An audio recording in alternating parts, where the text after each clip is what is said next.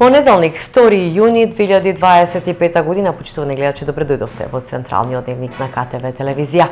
А во него детали и актуелности за одбележувањето и на денешниот ден. Следете не.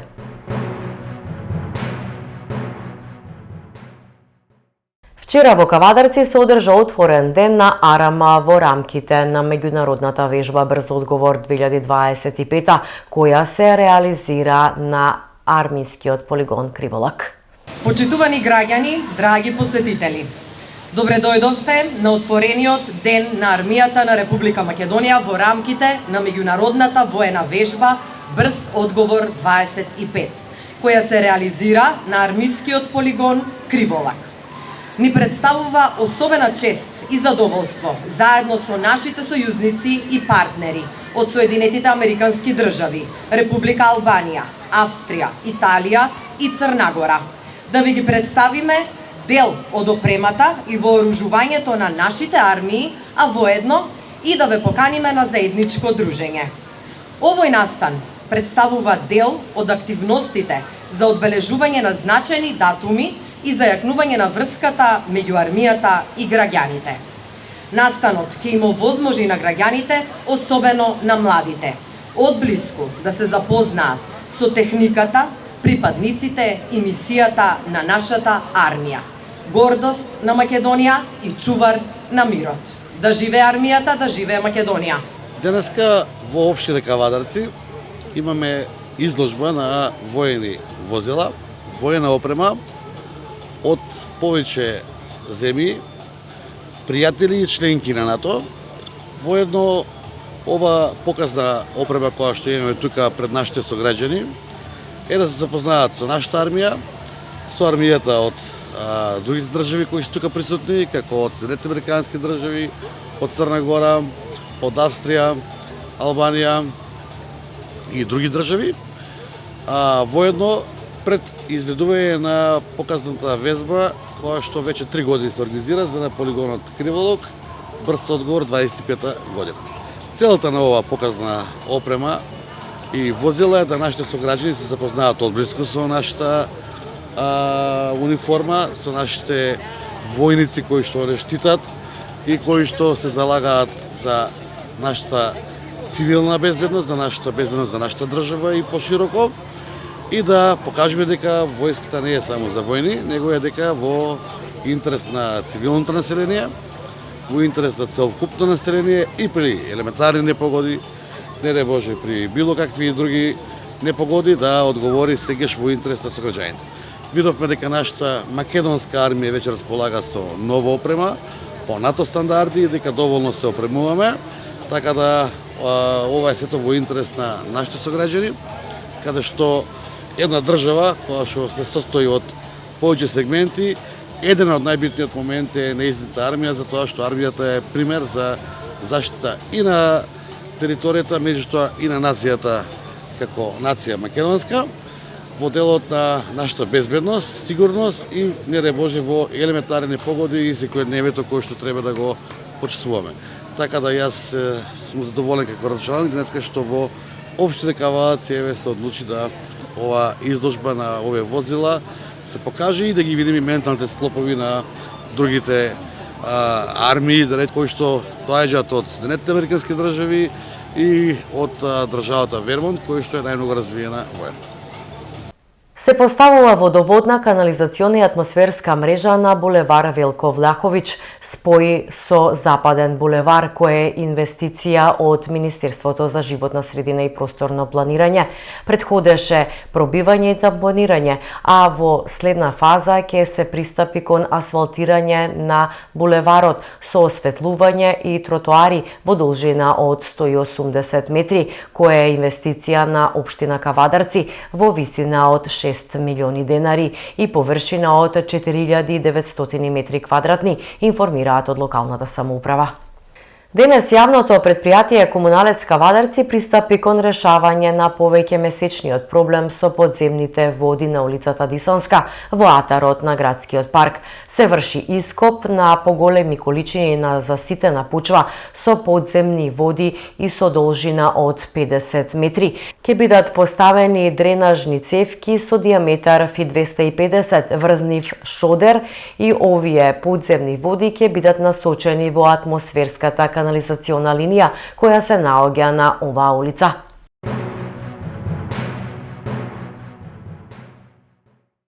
Премиерот Христијан Мицкоски денеска во изјава за медиумите истакна дека пратеничката група на ВМРО-ДПМН ќе поддржи предлог за една изборна единица со право да гласа и диаспората. Инаку, ако принципиелно зборуваме за една изборна единица, јас тоа го кажав и во парламентот, бидејќи беше поставено претеничко прашање дека ние со законот за локална самоуправа ја игнорираме диаспората и така натаму и така натаму. Еве, јас дадов предлог да имаме една изборна единица со можност да гласа и диаспората, онаму каде што законите и уставот на државите дозволува тоа да биде и надвор од дипломатско-конзуларните представништва. Јас тоа го кажав, нели? Онаму каде што не дозволува во рамките на дипломатско-конзуларните представништва. Се сеќавам, тоа беше и тема на партиски диалог пред неколку години, но за жал не се успеа тогаш да се направи, поради тоа што не бевме подготвени. Сега до следните избори, може би локални во ред ќе се завршат сега, но следните парламентарни избори имаме неколку години, така што еве, ако на време си ја фатиме работата, можеме да ги подготвиме и дипломатско-конзуларните представништва и така натаму, така што не гледам причина зашто тоа да не се случи. Јас не сум отпочнал политичка агенда за да барам консензус на оваа тема, бидејќи, како што вашиот колега го постави прашањето, тоа е предлог на друга политичка партија. Јас својот став го кажав како одговор на прашање од страна на пратеник и тоа е тоа. Не сме седнале до сега да разговараме со никога на оваа тема, но принципелно како ВМРО-ДПМН ја реков, еве ги ќе повторам, пратениците од пратеничката група на ВМРО-ДПМН, ние ќе поддржиме една изборна единица во која што право ќе има да гласа и диаспората, бидејќи прашањето беше адресирано така што ние како влада некое право оспоруваме, а тоа беше правото на диаспората да гласа. Така што тоа беше мојот одговор, да бидеме прецизни. Инаку немаме политичка дебата, нити пак некаква наша политичка агенда, да седнеме, да разговараме, да бараме компромис, консензус и така натаму. Беше одговор на пратеничко прашање, сега е одговор на прашање на ваш колега. Пратеничката група на Левица преку пратеникот Амар Мициновиќ денеска на пресконференција најави предлог за измена на законот за минималната плата со која се бара зголемување на минималната месечна плата на 30.000 денари. Почнувајќи од јули 2025 година, предлогот, како што истакна Мициновиќ, е изготвен во согласност со барањата на синдикатите и е одговор на тешката економска состојба во која се наоѓаат граѓаните. Пратеничката група на Левица предлага зголемување на минималната плата на 30.000 денари. Пратеничката група на Левица ќе предложи измени на законот за минимална плата кои одговараат на барањата на синдикатите од изминатиот период. Прво ова го предлагаме веднаш по најголемото задолжување во историјата на Република Македонија, кога Македонија се задолжи за 6 милиарди евро. Ова значи дека во услови на вакво задолжување ги уверуваме граѓаните, како од примерите од континентот, дека ќе следат мерки за штедење. За избегнување на ефектите на мерките на штедење на краткорочен период, сметаме дека минималната плата треба да се зголеми веднаш. Од друга страна, ова барање е конкретно засновано на барањата на синдикатите, затоа што во изминатиот период јавноста можеше да сведочи на грубото разбивање на синдикатите од страна на ВМРО-ДПМН и владеачката коалиција. Тоа почна со дискредитација, па со наметнување на наратив дека се политички мотивирани. Сега сме во фаза каде што челници на раководството на ВМРО-ДПМН прават неверојатни притисоци на работниците за да го сменат синдикатот и да се префрлат на алтернативен синдикат кој во изминатиот период сметаше дека минималната плата е доволна. Третата констатација која мора да се донесе дека минималната плата од 24.000 денари моментално од март 2025 година не е доволна за преживување и тоа сите го знаеме. Нашите граѓани бројат денари и денови како да преживеат во услови на инфлација. Од корона кризата и од енергетската криза сведочиме во бројките кои ги обелоденуваат нашите институции дека профитот на најголемите компании се зголемува. Затоа товарот на пребродување на сите компликации во врска со економијата мора да застане на плеките на олигархијата и на елитата на бизнисот, а не на обичните граѓани како што е досега случајот.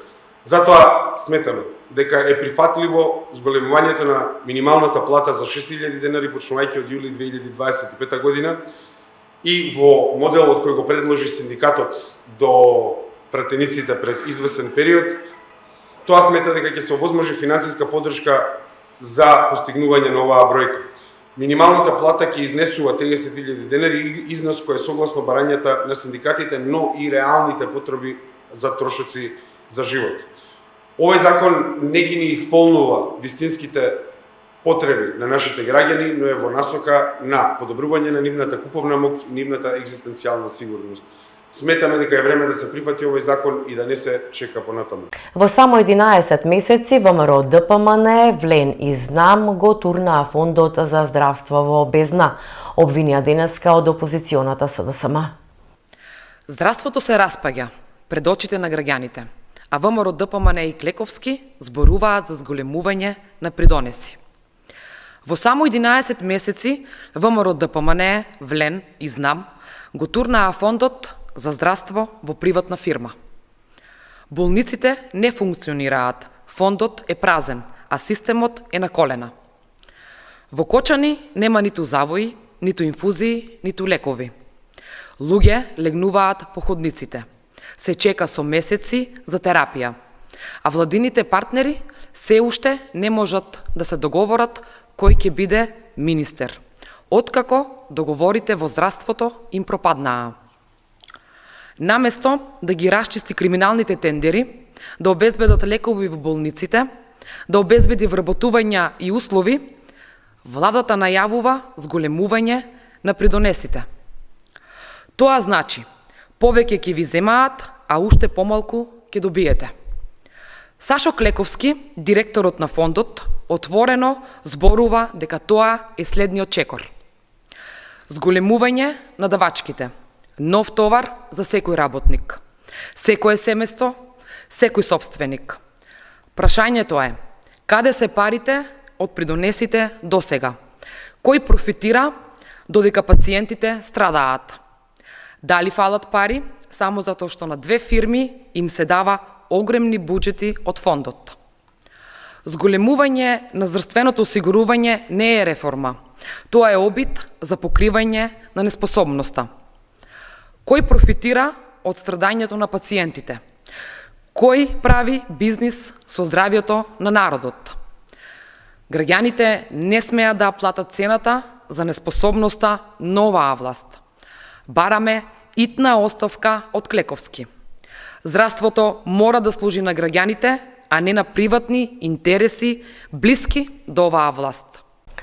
Додека Македонија тагувала, Филипче анексирал договори за да се спаси обвинија денеска од владеачката ВМРО ДПМН и праша дали причината за пожарот на модуларната во Тетово е 20% и каде завршиле тие.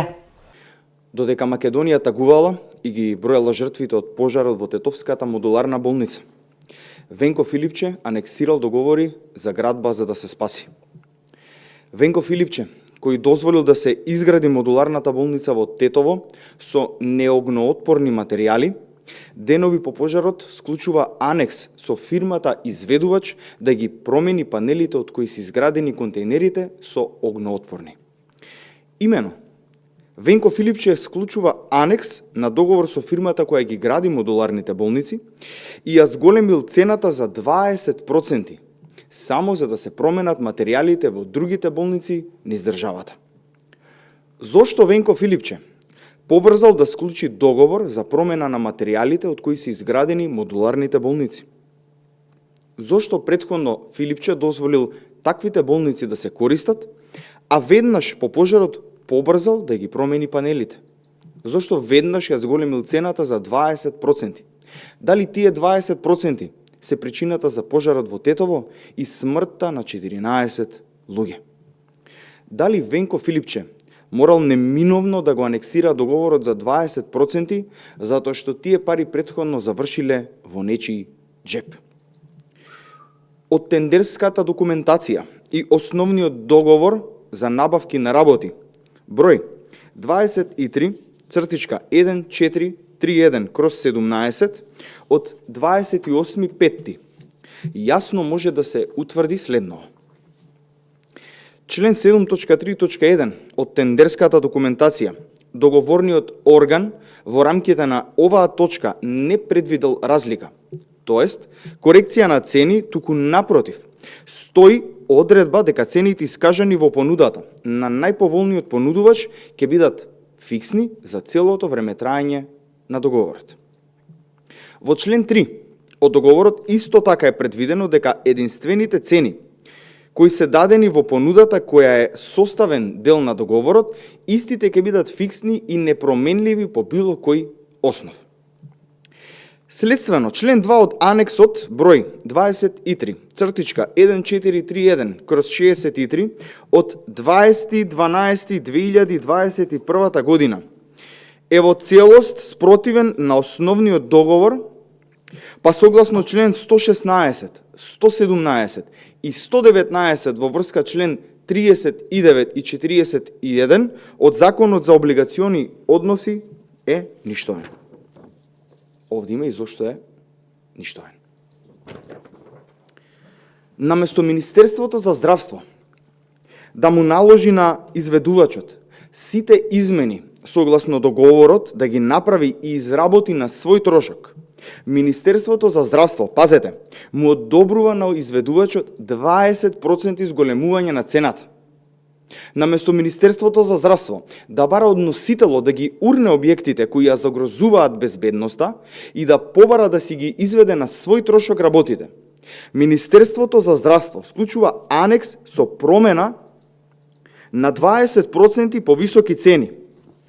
Ова е тој противзаконски и ништовен анекс број 1, склучен и потпишан само од тогашниот министер Венко Филипче. Ево тука Венко Филипче. Овој анекс е склучен на 20.12.2021 година, само 2 недели пред заминувањето на Филипче од позицијата министер за здравство, бидејќи веќе од јануари 2022 година Министерството за здравство го презема Беким Сали. Анексот никогаш не е објавен на страната на електронскиот систем за јавни набавки во делот на измени на договорот. Од тука се поставува прашањето: зошто Филипче потпишал анекс кој е целосно спротивен на основниот договор и согласно одредени закони истиот е ништовен? Зошто Филипче не побарал од фирмата изведувач да ги сруши модуларните болници и да направи нови со подобар квалитет и според Законот за градење и според Законот за здравствена дејност? Почитувани, дали одговорот на сите овие прашања е 20%? И каде завршиле тие 20%? Вистината за модуларната болница јавноста мора да ја дознае.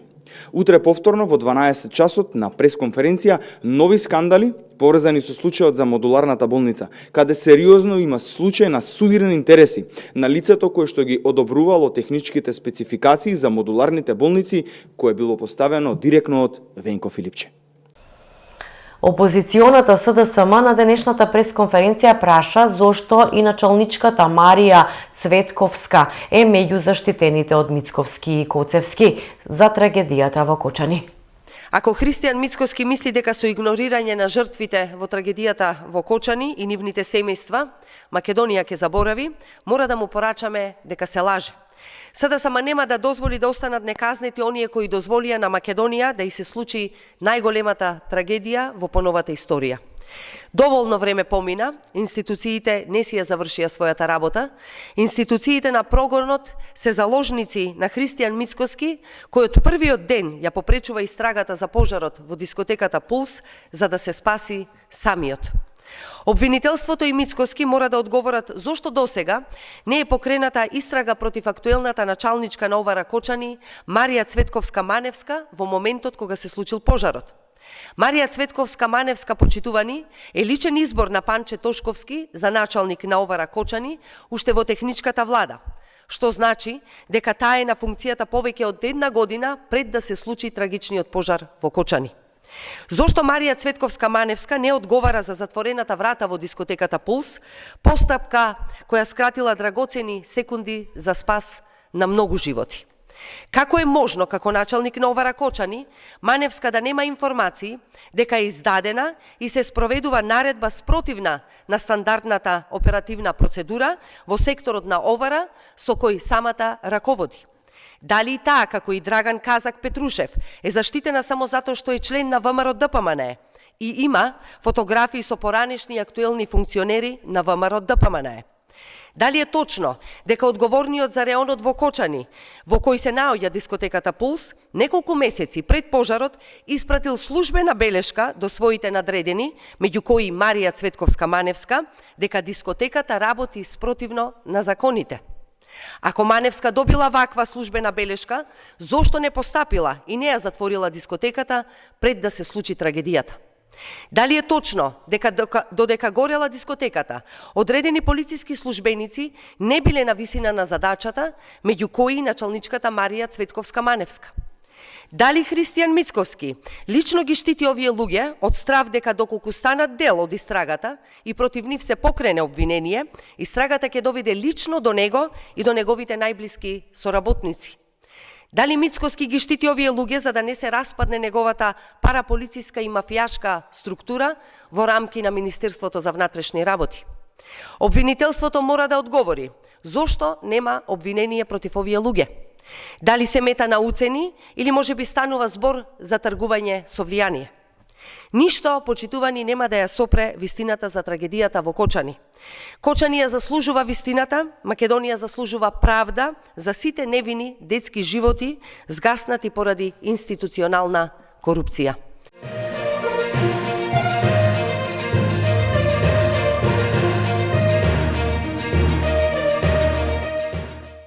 Денеска ТФТ и МЗТ ќе го одиграат четвртиот надпревар во финалето од кошаркарскиот плейоф. Кај ТФТ под знак прашалник е настапот на најдобриот поединец Зак Браун, а МЗТ посакува со брейк да стигне до нова титула. ТФТ и МЗТ Скопје вечерва ќе го одиграат четвртиот надпревар во финалната серија од кошаркарскиот плейоф. Актуелниот шампион стартуваше фуриозно и со 2 победи на домашен терен си обезбеди сигурна предност.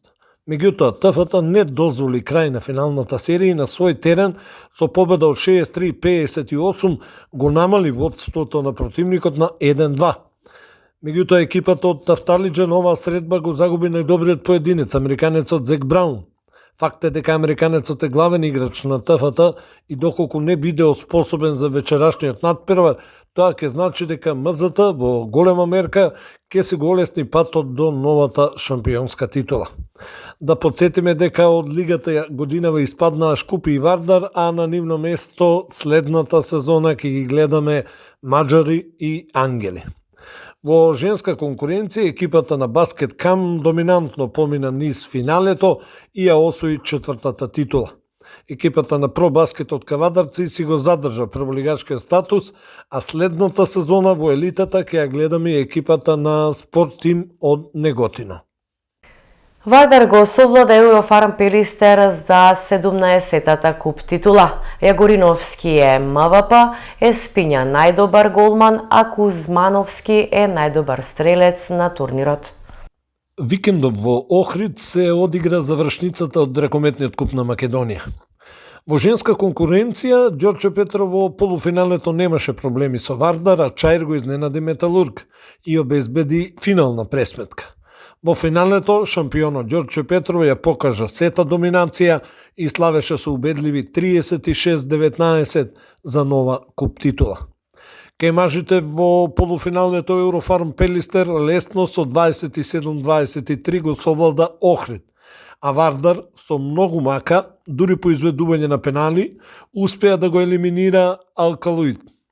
Во финалето, во своевидното вечно дерби, Вардар многу повеќе ја посакуваше победата и на крај славеше со 31-27 и на тој начин во своите витрини го однесоа 17-тиот куп трофеј.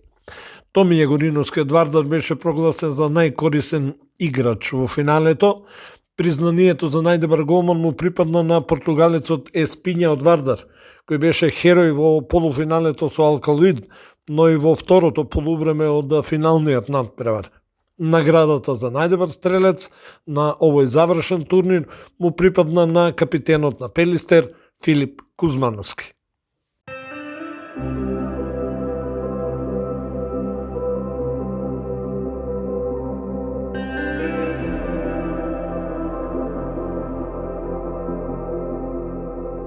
И пред самиот крај на дневникот да погледнеме какво време не очекува. Сончево и топло со мала до умерена локална облачност. Попладне во планинските региони ќе има услови за пороен дожд и грмежи, ќе дува слаб ветер од јужен правец, температура до 34 степени. Ова беа темите и настаните со кои го одбележавме и денешниот ден. Веќе за утрешниот следете неповторно во 20 и 22 и 30 часот.